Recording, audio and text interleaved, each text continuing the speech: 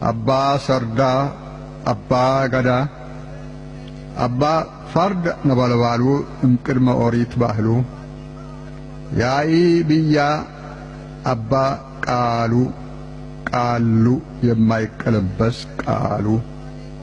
Abbaan Gadaa Madhagalmaa Hayila Sillaasee biratti nama sodaatamaa turan. Kana waan ta'eef akka lakkoofsa warra Awurooppaanotaa bara 1961 ji'a Gurraandhalaa keessa Hayila Sillaaseen Abbaa Gadaa Madhagalmaa masaaraa isaaniitti akka dhufan affeeran. Ta'us garuu Madhagalmaan affeerraa isaanii kana otoo hin fudhatiin hafan. Akka lakkoofsa warra Awurooppaanotaa bara 1961 ji'a Bitootessaa keessatti Hayila Sillaaseen yeroo lammaffaaf waamicha dhiyeessaniifi. Madhagalmaanis waamicha yeroo lammaffaatiif isaaniif dhiyaate kana fudhachuun kaawunsilii maanguddootaa kan turan Jaldeessaa Libanii fi gorsitoota isaanii miseensota 24 waliin ta'uun gara Finfinneetti qajeeluun mootichaan ol arganii mari'atan. Namoonni Hayila Sillaasee akka mootii fi gooftaatti ilaalu. Gaafa mootichi karaa isaaniitiin darbuu arganis gadi jedhanii sagaduufi. Abbaa Gadaa Madhagalmaa biratti garuu Hayila Sillaaseen homaa miti. Faallaa kanaan ammoo Madhagalmaan Hayila Sillaasee biratti kan hedduu sodaatamanidha.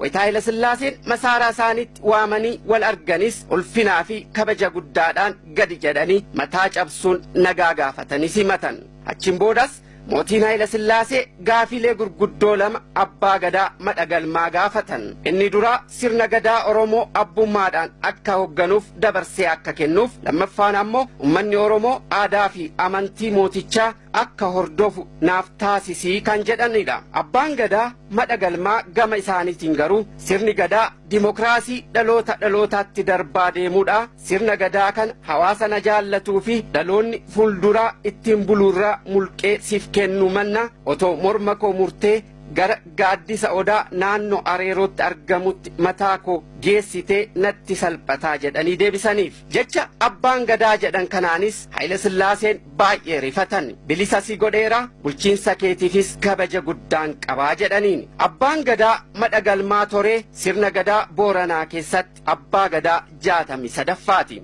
Bara Gadaa isaanitti nama of kennatanii fi goota turani. Faayidaa dhuunfaadhaaf jedhanis nama ummata isaanii dabarsanii kennan hin turre. Abbaa Gadaa Madhagalmaa Toree.